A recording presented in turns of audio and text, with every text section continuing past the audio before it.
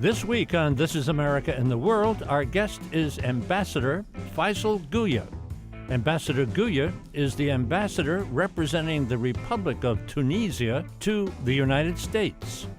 Formerly, the ambassador served as Tunisia's Secretary of State for Foreign Affairs, Director General for the Americas and Asia, and Director General for Africa and the African Union.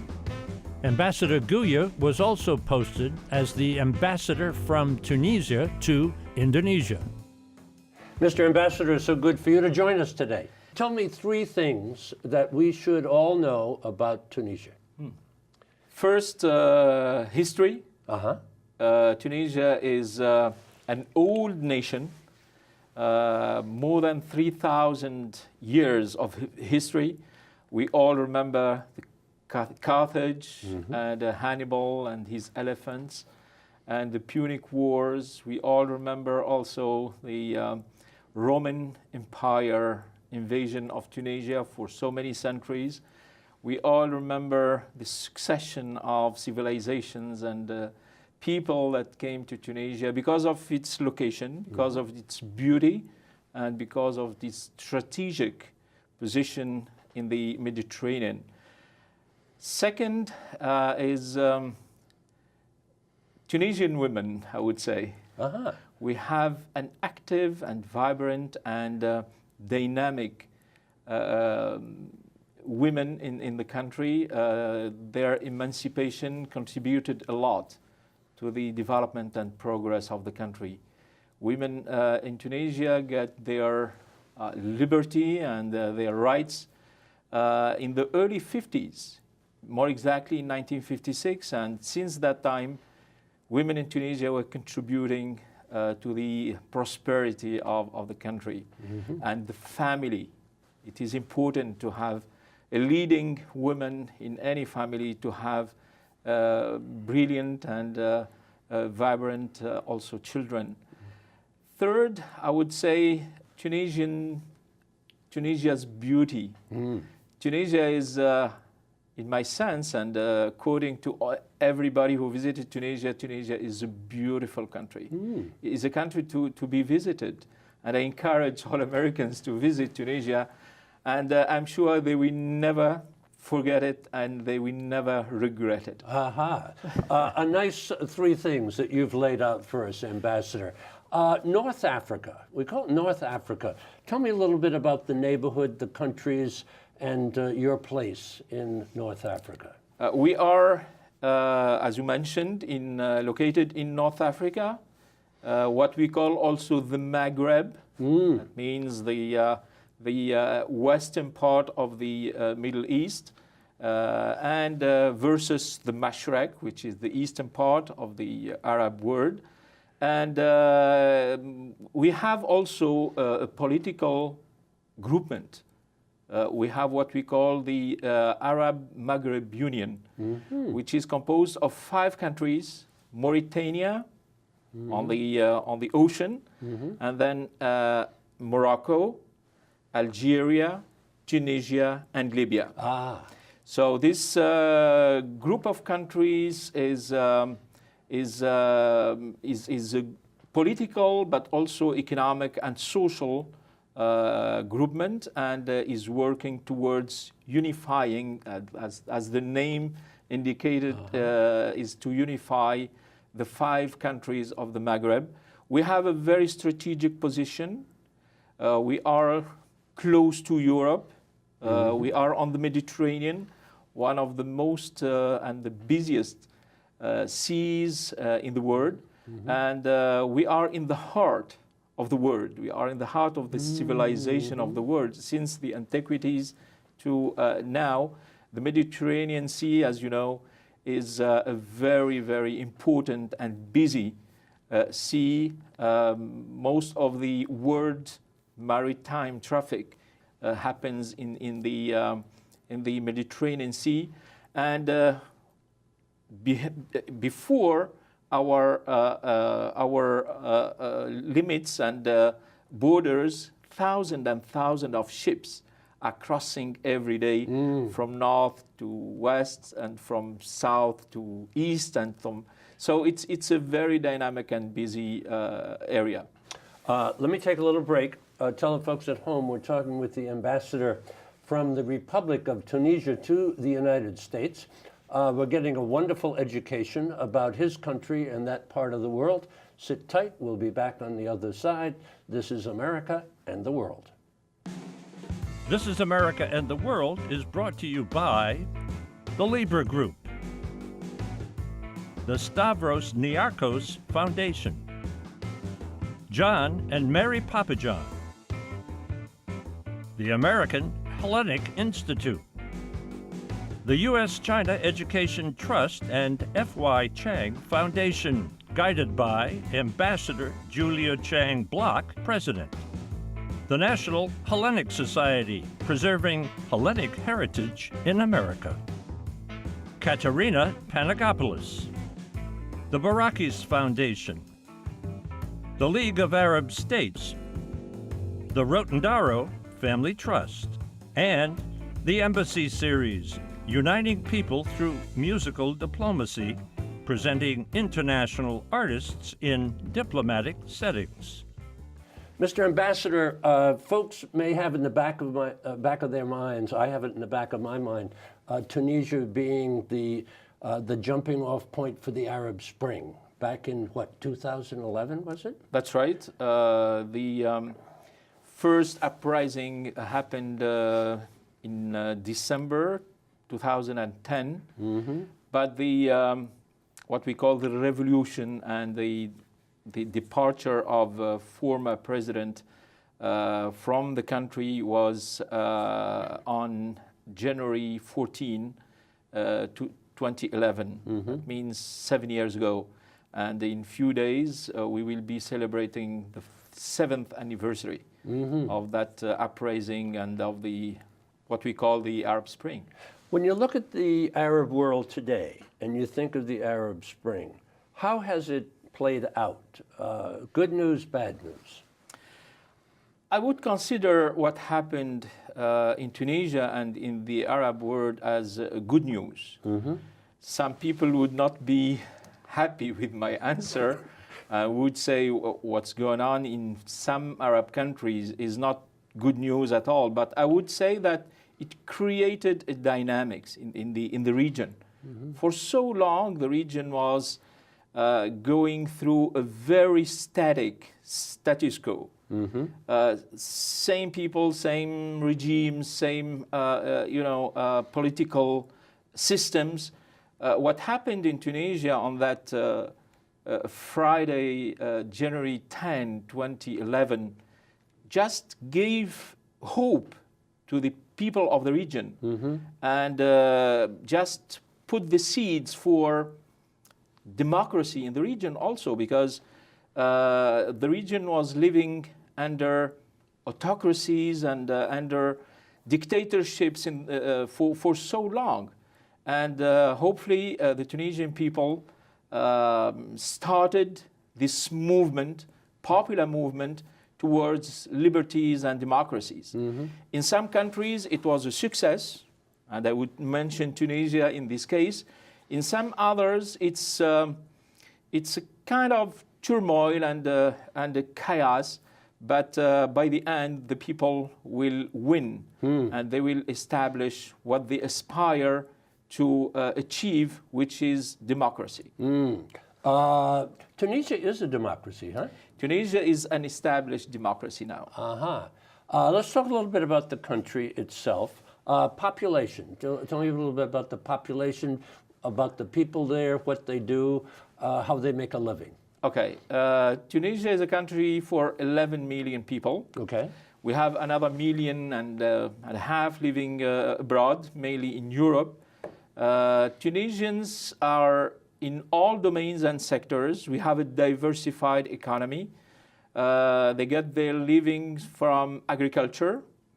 And if you ask me about our major product, agri-business product, I would say olives and olive oil. And you can find it all over the stores in the United States. Also, we have delicious dates that exists everywhere, also in the United States. But also, we are a manufacturing country. And we export also a lot of services, more and more services. But also, the best product we have and industry we have for now is tourism. Tourism is one of the pillars of our economy.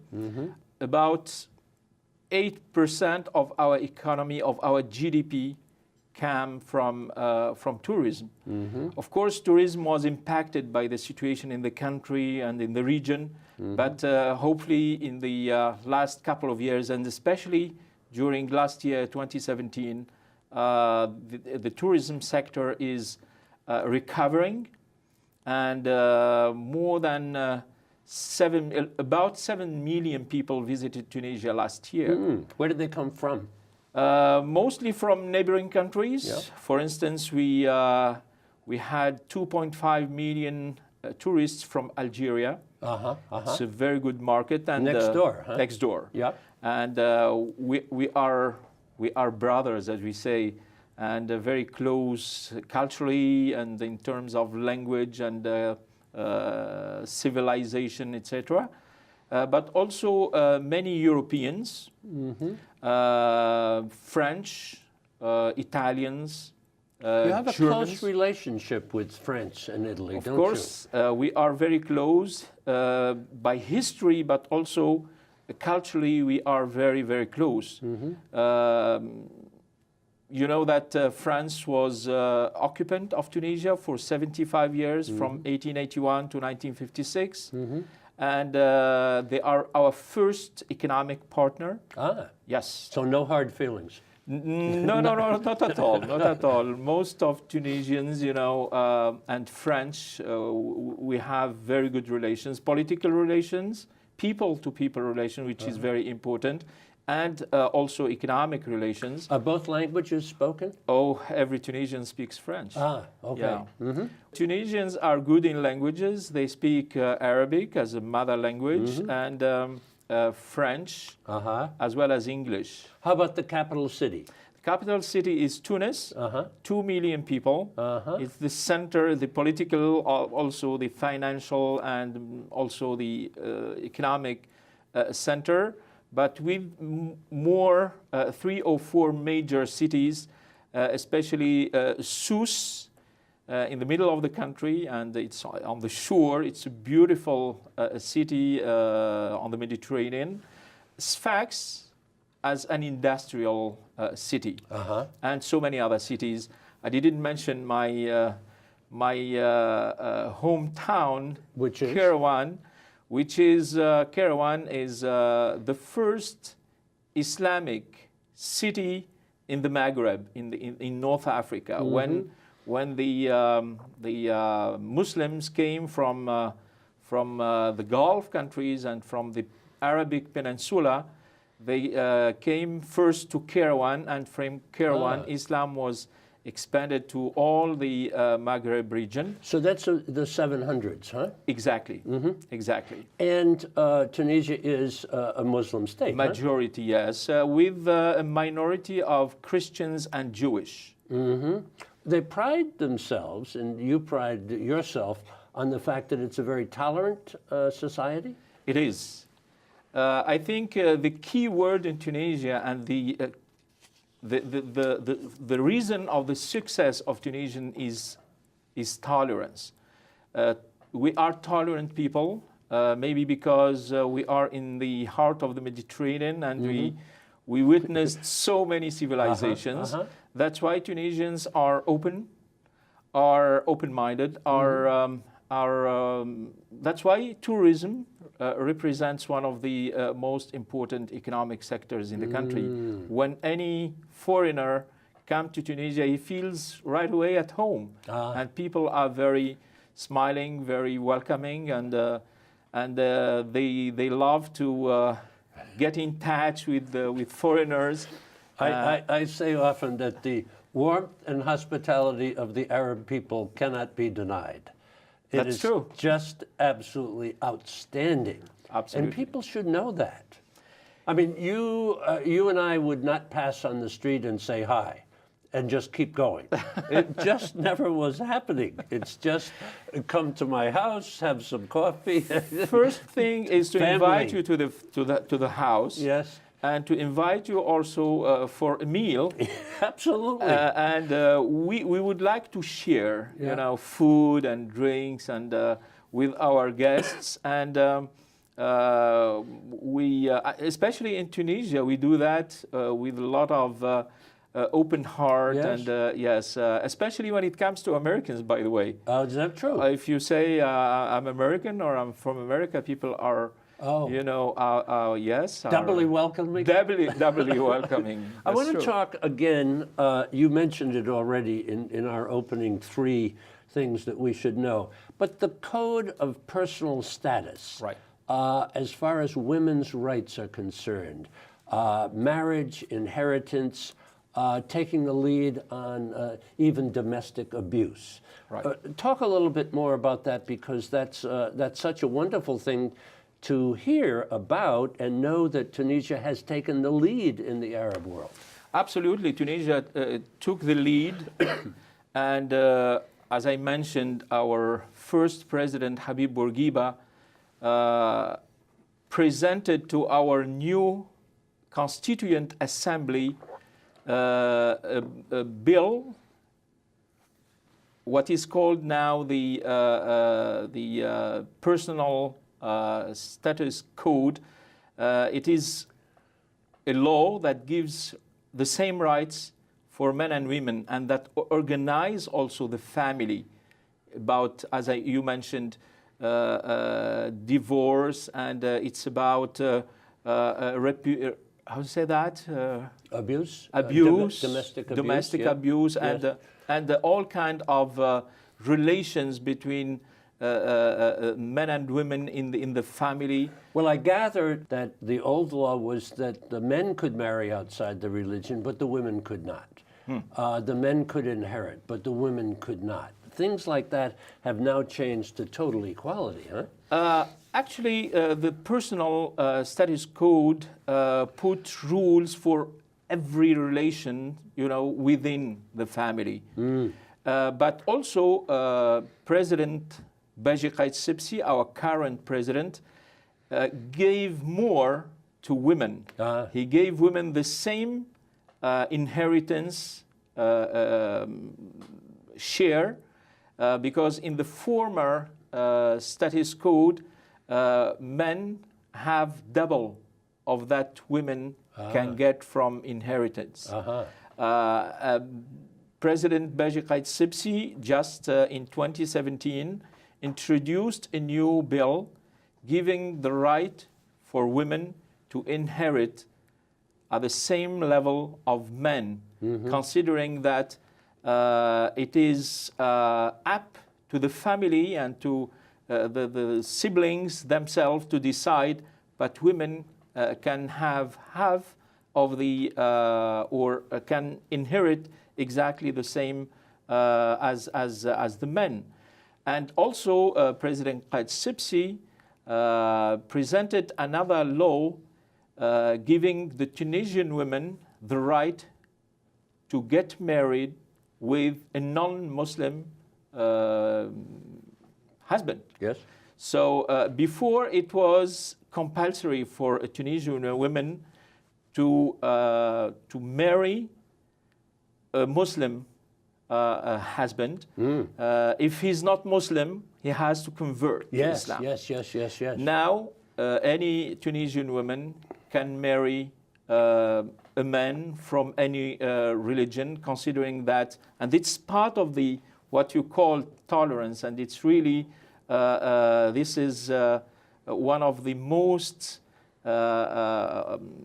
clear sides of tolerance in Tunisia.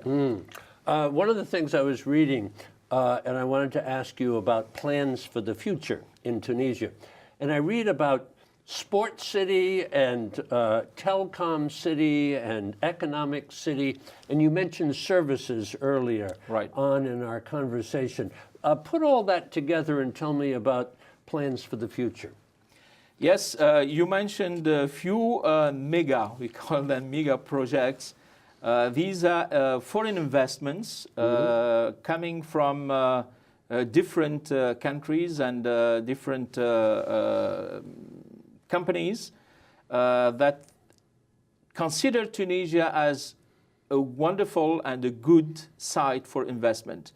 So the Finance City is a project that will transform part of the city of Tunis, the capital of Tunis, in a financial city with the institutes to teach finance, with also many financial institutions and banks, etc. There is another project, and you mentioned the sports city. Yeah, that interests me. Yes, it is very interesting to have people coming from all over the world for trainings and for for education in Tunisia, because we present them the best conditions to practice and to enjoy the beauty of the weather. Also, Tunisia, as I mentioned, has a wonderful Mediterranean, beautiful weather, and all the conditions will be gathered to give sportsmen and women the best conditions to practice in Tunisia. And there are so many other projects that are projected, but now we are waiting for implementing these projects into a reality. What is the biggest challenge you face at home? Few challenges. First challenge is about security. And this government really made so many progresses in ensuring stability and security for the country. For the last 15 months or so, hopefully we didn't have any problem. That's why the tourism sector was progressing. And we had so many visitors from Europe and from all over the world because they are enjoying not only the beauty of the country, but also they are enjoying security. The second challenge is employment. Yes. Unfortunately, with the difficulties that the country is encountering now after the revolution, the economy cannot absorb a big number of young men and women seeking jobs, and most of these people are university graduate. So that's why in Tunisia we have almost 300,000 people who are university graduates, and they are looking for jobs. Wow. I consider that as an asset. Yeah. And once the economy is back to normal, these people will be a real asset to serve the economy and to serve the country. That's why the foreign investment is important, huh? Foreign investment is another challenge. Yeah. And now we have a new investment law that gives so many incentives to foreign investors and local investors also, in order to create wealth, but also in order to create jobs. We need so many jobs in Tunisia. Just have a minute left, Ambassador. The relationship between Tunisia and the United States and your mission here. We celebrated last year 220 years of friendship between Tunisia and the United States.